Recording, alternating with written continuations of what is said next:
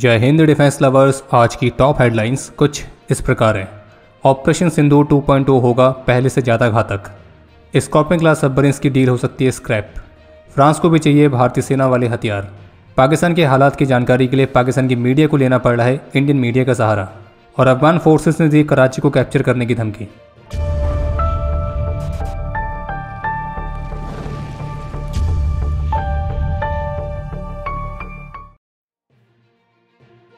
Times of India की report के मुताबिक, जिसमें टॉप गवर्नमेंट सोर्सेज के हवाले से क्लेम किया गया है कि भारत सरकार की जो 3 एडिशनल स्कॉर्पियन क्लास सबमरीन्स को खरीदने वाली योजना थी, जिसकी वैल्यू लगभग 36,000 करोड़ रुपीस के पास रहती, तो अब इस योजना को स्क्रैप किया जा सकता है। और जिस फैसिलिटी पर ये स्कॉर्पियन क्लास सबमरीन्स बननी थी, तो वहीं पर प्रोजेक्ट 75I वाले प्रोग्राम के तहत जर्मनी के पार्टनरशिप के तहत 6 एडवांस नई कन्वेंशनल सबमरीन्स बनाई जाएंगी। हालांकि अभी जो 3 स्कॉर्पियन क्लास सबमरीन्स को खरीदने वाली योजना है, तो इसको स्क्रैप करना है या नहीं करना है, तो उस पर अभी अंतिम निर्णय लेना बाकी है। और इस रिपोर्ट में सोर्सेज के हवाले से ये भी क्लेम किया गया है कि इन 3 एडिशनल स्कॉर्पियन क्लास सबमरीन्स के लिए जो कॉस्ट निगोसिएशंस हैं, तो वो पिछले फिस्कल ईयर में ही पूरे हो गए थे। लेकिन प्रधानमंत्री की अध्यक्षता वाली CCS की तरफ से इसके लिए फाइनल क्लियरेंस अभी तक नहीं मिला है और इसे फिलहाल के लिए होल्ड पर रखा गया है, क्योंकि जो जर्मन सबमरीन्स हैं वो फ्रेंच सबमरीन्स की तुलना में एक जनरेशन आगे कंसिडर की जा रही है। बाकी जैसे कि आप सभी को याद ही होगा कि इसी वर्ष अगस्त के महीने में मल्टीपल डिलेज के बाद प्रोजेक्ट 75I वाले प्रोग्राम के लिए CCS की तरफ से फाइनल क्लियरेंस मिल गया था, और जिसमें फॉरेन OEM के तौर पर जर्मन फर्म TKMS यानी कि थाइसन-करप्ट मरीन सिस्टम को चुना गया है, जो कि अपनी इंडियन पार्टनर MDL के साथ मिलकर भारतीय नौसेना के लिए 6 एडवांस कन्वेंशनल सबमरीन्स भारत में बनाएगी। और इस प्रोग्राम के तहत भारत को जो जर्मन सबमरीन की टेक्नोलॉजी मिल रही है, तो वो फ्रेंच ओरिजिन के स्कॉर्पियन क्लास सबमरीन्स की तुलना में एक जनरेशन आगे है। और यही बड़ा कारण है कि जो 3 एडिशनल स्कॉर्पियन क्लास सबमरीन्स को खरीदने वाली योजना है, तो उसको अब स्क्रैप किए जाने पर भी विचार चल रहा है। लेकिन इसी रिपोर्ट में इस बात को मेंशन किया गया है कि जिस तरह से फ्रांस के भारत के साथ एक बहुत ही लॉन्ग स्ट्रेटेजिक पार्टनरशिप रही है, तो उसी को देखते हुए इस बात की पॉसिबिलिटी भी पूरी है कि अगर टॉप लेवल का इंटरवेंशन होता है, तो 3 एडिशनल स्कॉर्पियन क्लास सबमरीन्स वाले मामले को रिवाइव किया जा सकता है, यानी कि इसको स्क्रैप नहीं भी किया जा सकता है। लेकिन अगर ये डील नहीं भी होती है, तो भी फ्रांस के लिए भारत के पास कई सारे ऑफर्स हैं, जिसमें सबसे बड़ी डील 114 रफाल फाइटर्स वाली है। और इसके अलावा एमका प्रोग्राम के लिए भी फ्रांस के पार्टनरशिप के साथ ही जेट इंजन वाला प्रोग्राम भी शामिल है। हिंदुस्तान टाइम्स की लेटेस्ट रिपोर्ट के मुताबिक, जिसमें ऑफिशियल्स के हवाले से बताया गया है कि जो भारत का 5th जनरेशन फाइटर प्रोग्राम एमका है, जिसमें 7 पब्लिक और प्राइवेट सेक्टर एंटिटीज़ कॉम्पीट कर रही हैं, तो उन सभी की कैपेबिलिटीज़ का आकलन करने के लिए गवर्नमेंट ने 2 टॉप पैनल्स बनाए हैं। इस पूरी प्रोसेस के तहत एमका प्रोग्राम के लिए एक सूटेबल पार्टनर को चूज़ करने के लिए जो भी कंपनीज इसमें पार्टिसिपेट कर रही हैं, तो उनकी कैपेबिलिटीज़ का मूल्यांकन सबसे पहले DRDO के सीनियर ऑफिशियल्स की कमेटी करेगी, और फिर वो कमेटी आगे के रिव्यू के लिए डिफेंस सेक्रेटरी की अध्यक्षता वाले दूसरे पैनल को अपनी फाइंडिंग्स भेजेगी। और इस प्रोग्राम में जो कंपनीज शामिल हैं उनके नाम हैं HAL, जो कि 2 स्मॉलर फर्म्स के पार्टनरशिप के साथ इसमें शामिल हुई है। इसके बाद Tata advance system limited, Adani defence and aerospace, Larsen and Toubro यानी कि LNT, जो कि भारत इलेक्ट्रॉनिक्स लिमिटेड की पार्टनरशिप के साथ इसमें बिड सबमिट कर रही है। इसके अलावा good luck India, BrahMos aerospace के साथ, और बाकी BEML लिमिटेड और डेटा पैटर्न्स की पार्टनरशिप के साथ एक्सिस गेट्स टेक्नोलॉजीज और भारत फोर्ज लिमिटेड। तो ये वो कंपनीज है जो कि एमका प्रोग्राम के लिए कॉम्पीट कर रही हैं। और इस रिपोर्ट में इस बात को मेंशन किया गया है कि जो इवैल्यूएशन प्रोसेस है वो महीने भर के अंदर कंप्लीट होने की उम्मीद है, और फिर उसके बाद गवर्नमेंट कंपनीज के लिए रिक्वेस्ट फॉर कोटेशन को जारी करेगी। और इनमें से किसी एक कंपनी के साथ 5 एमका प्रोटोटाइप्स को बनाने के लिए कॉन्ट्रैक्ट निगोसिएशन को स्टार्ट करने से पहले उनके रिस्पॉन्सेस को इवेलुएट किया जाएगा। और इस प्रोग्राम के लिए जो EOI यानी कि एक्सप्रेशन ऑफ इंटरेस्ट जारी किया गया था, उसमें इस बात को मेंशन किया गया था कि जो भी एंटिटी इसे पार्टिसिपेट करेंगी, तो उनके पास एमका के सीरीज प्रोडक्शन के लिए मैन्युफैक्चरिंग फैसिलिटी को स्थापित करने की क्षमता होनी चाहिए, और एमका के डेवलपमेंट, उसकी प्रोटोटाइपिंग, उसकी फ्लाइट टेस्टिंग और सर्टिफिकेशन, इन सभी प्रोसेस का जो ड्यूरेशन है वो 8 वर्षों से अधिक का नहीं होना चाहिए। बाकी एमका के पहले प्रोटोटाइप की पहली उड़ान 2029 तक के लिए शेड्यूल की गई है, ताकि 2034 तक इसका डेवलपमेंट पूरा हो जाए और 2035 से ये सर्विस में इंडक्ट होने के लिए तैयार रहे। और हिंदुस्तान टाइम्स की रिपोर्ट के मुताबिक भारत सरकार जल्द ही एमका के जेट इंजन के लिए भी जो एक जॉइंट प्रोजेक्ट है, तो उसको अप्रूवल दे सकती है, जिस पर फ्रेंच फर्म सैफरन और भारत की GTRE मिलकर काम करेंगी। और हिंदुस्तान टाइम्स की रिपोर्ट में पहले ही बताया गया था कि जो सैफरन और GTRE है, तो उनका टारगेट है 12 वर्षों के टाइम फ्रेम में इस नए जेट इंजन के 9 प्रोटोटाइप्स को विकसित करना, जिसमें 100% टेक्नोलॉजी ट्रांसफर के साथ भारत के पास पूरे IP राइट्स रहेंगे। कल 13 अक्टूबर को जम्मू कश्मीर के कुपवाड़ा में जम्मू कश्मीर पुलिस से मिले स्पेसिफिक इंटेलिजेंस इनपुट के आधार पर आर्मी और जम्मू कश्मीर पुलिस ने एक जॉइंट ऑपरेशन लॉन्च किया था, क्योंकि इस क्षेत्र में संभावित घुसपैठ के प्रयासों के इनपुट्स मिले थे। और इस ऑपरेशन के तहत हमारे अलर्ट ट्रूप्स ने संदिग्ध गतिविधियों को स्पॉट किया, उनको चैलेंज किया और इस दौरान पाकिस्तान द्वारा स्पॉन्सर्ड आतंकियों के साथ मुठभेड़ भी हुई। और अभी जिस समय हमें वीडियो रिकॉर्ड कर रहे हैं तब तक आई रिपोर्ट्स के मुताबिक इस ऑपरेशन में पाकिस्तान द्वारा स्पॉन्सर्ड 2 सुअरों को सफलतापूर्वक होरीफाइड किया गया और उनके पास से भारी मात्रा में वेपन्स और इक्विपमेंट भी रिकवर किए गए। और फिलहाल अभी जिस समय हमें वीडियो रिकॉर्ड कर रहे हैं तो ये ऑपरेशन जारी है। और पाकिस्तान के इन्हीं घुसपैठों के प्रयासों के बीच आज मंगलवार को वेस्टर्न कमांड के GOC lieutenant general Manoj Kumar Katiyar की तरफ से कुछ महत्वपूर्ण स्टेटमेंट्स देखने को मिली हैं। और जम्मू में रिपोर्टर्स को संबोधित करते हुए वेस्टर्न कमांड के जीओसी का कहना था कि जब तक कि पाकिस्तान की सोच नहीं बदलती है वो अपनी हरकतें जारी रखेगा। पाकिस्तान दोबारा से हम पर हमला करने का प्रयास करेगा, वो हमेशा पहलगाम जैसे हमले फिर से करने का प्रयास भी करेंगे। तो इसके लिए हम पूरी तरह से सतर्क हैं और मैं आपको इस बात का आश्वासन देता हूं कि भारतीय सेना पाकिस्तान की किसी भी नापाक साजिश को नाकाम करने के लिए हमेशा तैयार है। ऑपरेशन सिंदूर में हमने उनके एयरबेस और चौकियां तबाह कर दी थी, लेकिन अगर वो फिर से ऐसी कोशिश करते हैं तो इस बार हम जो भी कार्रवाई करेंगे वो पिछली बार से ज़्यादा होगी और ऑपरेशन सिंदूर 2.0 और भी ज़्यादा घातक होगा। और पहले भारतीय रक्षा मंत्री, फिर भारतीय सेना प्रमुख, फिर भारतीय वायुसेना प्रमुख और अब वेस्टर्न कमांड के जीओसी की तरफ से भी पाकिस्तान को जो स्ट्रॉन्ग वार्निंग दी गई है, विशेष रूप से ऑपरेशन सिंदूर 2.0 को लेकर, तो पाकिस्तान इसको केवल वार्निंग ही ना समझे तो ही उसके लिए ज़्यादा बेहतर है। और वहीं ग्वालियर में एक इवेंट को संबोधित करते हुए भारत के सीडीएस जनरल अनिल चौहान की तरफ से भी कहा गया कि पाकिस्तान सोचता था कि वो परमाणु क्षमता से कुछ भी कर सकता है, लेकिन ऑपरेशन सिंदूर ने उसे गलत साबित कर दिया। और अब भारत का जो ये न्यू नॉर्मल है तो इसका असर पाकिस्तान पर साफ दिखाई दे रहा है और हमने खेल समेत हर क्षेत्र में उनसे बेहतर प्रदर्शन किया है। सोमवार को भारत और फ्रांस के आर्मी चीफ ने दिल्ली में एक मीटिंग करी थी, जिसमें दोनों देशों के बीच काउंटर टेररिज्म वाले कोऑपरेशन को और एक्सपेंड करने के अलग अलग तरीकों को डिस्कस किया गया है, जिसमें संयुक्त रूप से ट्रेनिंग एक्सरसाइज को लेकर डिफेंस टेक्नोलॉजी कोलैबोरेशन भी शामिल थे।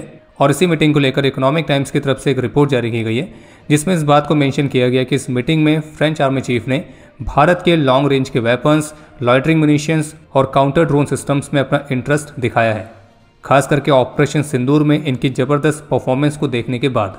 और इसके अलावा फ्रेंच आर्मी चीफ ने संयुक्त रूप से मिलकर आर्टिफिशियल इंटेलिजेंस और इलेक्ट्रॉनिक वॉरफेयर जैसी कैपेबिलिटीज़ को भी विकसित करने पर इंटरेस्ट दिखाया था।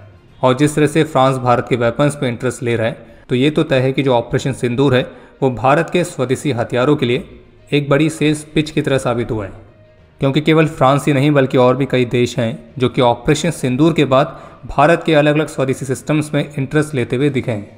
चाहे भारत के पिनाका रॉकेट्स हो, आकाश मिसाइल हो, आकाश तीर सिस्टम हो, ब्रह्मोस हो या फिर कोई और अन्य वेपन सिस्टम्स। और इकोनॉमिक टाइम्स की रिपोर्ट के मुताबिक भारतीय सेना प्रमुख के साथ मुलाकात में फ्रेंच आर्मी चीफ का कहना था कि मैं उन सिस्टम्स में इंटरेस्टेड हूँ जो कि भारतीय सेना इस्तेमाल कर रही है, क्योंकि अभी के समय वे भी अपने लॉन्ग रेंज की आर्टिलरी सिस्टम्स को रिन्यू करने पर काम कर रहे हैं। इसके अलावा एक अपडेट यह है कि एनएसजी के 41st रेजिंग डे को संबोधित करते हुए आज मंगलवार को केंद्रीय गृह मंत्री श्री अमित शाह की तरफ से अनाउंस किया गया कि अयोध्या में ब्लैक कैट कमांडोज यानी कि एनएसजी के एक और हब को स्थापित किया जाएगा, जो कि मुंबई, चेन्नई, कोलकाता, हैदराबाद, अहमदाबाद और जम्मू के बाद देश में 7वां एनएसजी का सेंटर होगा। और उनको ये भी कहना था कि वे जल्द ही एनएसजी की भूमिकाओं में भी कुछ बड़े बदलाव करने जा रहे हैं, जिसके तहत एनएसजी अपने डेजिग्नेटेड जोन्स में 24 आवर्स 365 डेज डिप्लॉयड रहेंगे। और इन जोन में अगर कोई भी अचानक से आतंकी हमला होता है तो उस पर तुरंत ही रिस्पॉन्ड देने के लिए स्पेशल कंपोजिट ग्रुप हमेशा उपलब्ध रहेगा। 15 से 17 अक्टूबर तक के लिए जो बे ऑफ बंगाल में संभावित मिसाइल टेस्ट के लिए एरिया वार्निंग जारी की गई थी, तो फिलहाल के लिए उस एरिया वार्निंग को कैंसिल कर दिया गया है, यानी कि जो मिसाइल यहाँ पे टेस्ट होनी थी तो उसकी टेस्टिंग संभावित रूप से पोस्टपोन की गई है। इसके अलावा एक अपडेट यह है कि आज मंगलवार को यूएन ट्रूप्स के आर्मी चीफ को ऑपरेशन सिंदूर के बारे में ब्रीफ करते हुए भारत के DGMO lieutenant general Rajiv Ghai ने ऑपरेशन सिंदूर के बारे में और भी डिटेल्स शेयर करी हैं। ऑपरेशन सिंदूर में भारत की प्रिसाइज स्ट्राइक्स को लेकर बिफोर और आफ्टर वाली इमेजेस भी शेयर करी थी। उन्होंने इस बात को रिवील किया कि कैसे भारत ने पाकिस्तान के 11 एयर बेसिस को भी हिट किया था, उनके 8 बेसिस डैमेज किए थे, 3 हैंगर्स तबाह किए थे, 4 रडार्स तबाह करी थी, एक C-130 क्लास का एयरक्राफ्ट डिस्ट्रॉय किया था, एक एवेक्स एयरक्राफ्ट, 4 से 5 फाइटर जेट्स जो कि हवा में डिस्ट्रॉय हुए थे। तो इस तरह की डिटेल्स उन्होंने शेयर करी। और उनका ये भी कहना था कि जब दोनों देशों के डीजीएमओस के बीच बात हो गई थी तो उसके बाद भी हमने बहुत ही बड़ी संख्या में उनकी तरफ से ड्रोन्स देखे और फिर जिसके बाद भारतीय वायुसेना को एक्शन में उतारना पड़ा। और फिर 9 और 10 मई की रात को भारतीय वायुसेना ने अपने प्रिसाइज स्ट्राइक्स में पाकिस्तान की मल्टीपल एसेट्स को डिस्ट्रॉय किया। और उनका यह भी कहना था कि अब हमारे पास दुनिया का सबसे लॉन्गेस्ट ग्राउंड टू एयर किल का रिकॉर्ड भी है, जो कि 300 किलोमीटर प्लस है। और पिछले महीने 14 अगस्त को जो पाकिस्तान के मरणोपरांत वाले अवार्ड्स की लिस्ट सामने आई थी, तो वो यही सजेस्ट करते हैं कि LOC पर भी जो पाकिस्तान की कैजुअलिटीज़ हैं वो 100 से ज़्यादा हैं। और ये सारी briefing UN troops contributing countries के आर्मी चीफ के सामने हुई है, और वो भी प्रॉपर एविडेंस के साथ। DGMO का ये भी कहना था कि ऐसा भी नहीं है कि ऑपरेशन सिंदूर रातों रात हुआ हो। अगर आप 2001 में हमारी संसद पर हुए हमले को याद करें तो हमें अपनी सीमाओं पर मोबिलाइज करने के लिए मजबूर होना पड़ा था। हम लगभग 1 वर्ष तक वहाँ रहे, फिर भी एक समझदारी भरी सोच हावी रही और हमने मामले को आगे नहीं बढ़ाया। फिर 2016 में हमारे कुछ सुरक्षा कर्मियों पर बर्बरतापूर्वक घात लगाकर हमला किया गया, उनके टेंट्स में आग लगा दी गई और फिर हमने एक ऐसी कार्रवाई करी जो कि फिर भी LOC के आसपास थी। लेकिन 2019 में हमने LOC के पार एक सटीक हमला किया और उसे वहीं तक सीमित रखा। लेकिन इस बार जो हुआ उसकी तीव्रता और व्यापकता यानी कि इंटेंसिटी और मैग्नीट्यूड तो वो मायने रखती थी। और 88 घंटों के अंदर ही दुश्मन हमारे पास सीज़ फायर की मांग के लिए आया। और आप सभी को अच्छी तरह से पता है कि मेरे काउंटर पार्ट ने सीज़ फायर का आह्वान करने में कितना समय लिया, और हमने अपने पॉलिटिकल और मिलिट्री दोनों ही टारगेट्स को अचीव किया। और जो कि ये भी दर्शाता है कि कैसे शांति और युद्ध के द्वंद्व के परे भारत की जो डॉक्ट्रिन है वो मैच्योर हुई है। और ये मिलिट्री प्रिसीशन और डिप्लोमेटिक एजिलिटी, इंफॉर्मेशन सुपीरियरिटी और इकोनॉमिक लेवरेज, तो इन सब का एक कमाल का फ्यूज़न था। बाकी एक अपडेट हमारे निकम्मे पड़ोसियों के वहाँ से भी है, जहाँ पे पाकिस्तानी सिक्योरिटी फोर्सेस की सिविलियंस पर बर्बरता जारी है। पाकिस्तान के एक वरिष्ठ पत्रकार हैं हामिद मीर, तो उन्होंने इस बात को खुद ही स्वीकार किया है कि पाकिस्तान में जो प्रोटेस्ट चल रहे हैं और पिछले कुछ दिनों में जो वहाँ पे हिंसा हुई है, तो उसको कवर करने से पाकिस्तान की मीडिया को पाकिस्तानी आर्मी ने बैन किया है। और उनका ये भी कहना है कि पाकिस्तान में जो हिंसा हो रही है, जो विरोध प्रदर्शन हो रहे हैं, तो उसकी इन्फॉर्मेशन का एकमात्र सोर्स पाकिस्तान के लिए केवल इंडियन मीडिया है। विडंबना आप ऐसे देखिए कि पाकिस्तान की मीडिया को इंडियन मीडिया की ज़रूरत पड़ रही है पाकिस्तान में क्या हो रहा है वो जानने के लिए, क्योंकि पाकिस्तान की मीडिया बैन है और वेस्टर्न मीडिया इन चीज़ों को कवर नहीं कर रही है, और उसका कारण आप सभी को पता ही है। वहीं इसी बीच अफगान तालिबान ने भी पाकिस्तान को वार्निंग जारी करी है कि अगर पाकिस्तान अफगानिस्तान पर बार बार हमले करने की गलती करेगा तो फिर इस्लामिक एमिरेट्स ऑफ अफगानिस्तान के जो फाइटर्स हैं तो वो कराची और इस्लामाबाद जैसे सिटीज़ में पहुंचेंगे और उनको भी कैप्चर कर लेंगे।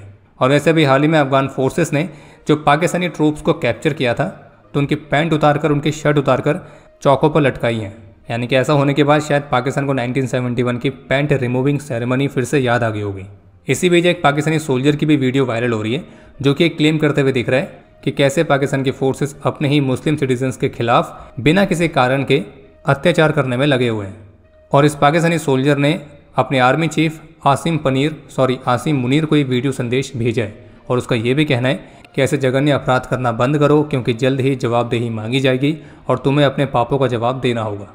पर खैर, पाकिस्तान की हालत इतनी बुरी है कि एक तरफ पाकिस्तान की सिक्योरिटी फोर्सेस अपने ही देश के नागरिकों को बेवजह गायब करने में लगी पड़ी, उन्हें ढेर करने में लगी पड़ी है, और ये तो बच्चों को भी नहीं छोड़ रहे हैं। और वहीं दूसरी तरफ पाकिस्तान के जो प्राइम मिनिस्टर हैं वो मिडिल ईस्ट पीस समिट में चापलूसी करने के सारे रिकॉर्ड तोड़ते हुए दिख रहे हैं। वैसे अगर देखा जाए तो पाकिस्तान के प्राइम मिनिस्टर का भी कोई दोष है नहीं, क्योंकि पाकिस्तान में क्या होना है, कब होना है, कैसे होना है, तो उसका निर्णय तो आसिम पनीर ही लेगा। तो फिर इसमें शहबाज शरीफ की कोई भूमिका है भी नहीं, तो इसलिए वो लगे पड़े हैं अपना। खैर छोड़िए, क्या बोलें। चलिए, बाकी अब समय है आज के इतिहास का। आज के दिन 1998 में ऑपरेशन रक्षक के दौरान अपने अदम्य साहस और वीरता का परिचय देते हुए लेफ्टिनेंट अतुल कटारिया वीर गति को प्राप्त हुए थे, और इन्हें मरणोपरांत सेना मेडल से सम्मानित किया गया। आज के दिन 1989 में ऑपरेशन पवन के दौरान लेफ्टिनेंट कर्नल अरुण कुमार छाबरा ने अपना सर्वोच्च बलिदान दिया था। और आज भारत के परमवीर सेकंड लेफ्टिनेंट अरुण खेतरपाल की बर्थ एनिवर्सरी भी है।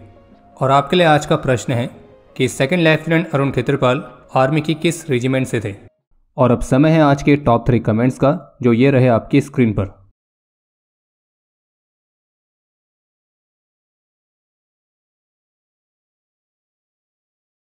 उम्मीद है आपको आज का एपिसोड पसंद आया होगा। पसंद आया तो वीडियो को लाइक करना ना भूलें। आपके कोई भी सुझाव या सवाल हो तो उसके लिए कमेंट सेक्शन ओपन है। और अगर आप डिफेंस रिलेटेड और भी एक्सक्लूसिव कंटेंट में दिलचस्पी रखते हैं तो आज ही प्ले स्टोर से डिफेंस स्क्वाड की सुपर ऐप को डाउनलोड करना ना भूलें। और अगर आप चैनल पर पहली बार आए हैं तो squadron.in पे जाके हमारे नए डिज़ाइंस को भी चेकआउट जरूर करें। बाकी जल्द मिलेंगे नए एपिसोड के साथ। तब तक के लिए जय हिंद, जय भारत।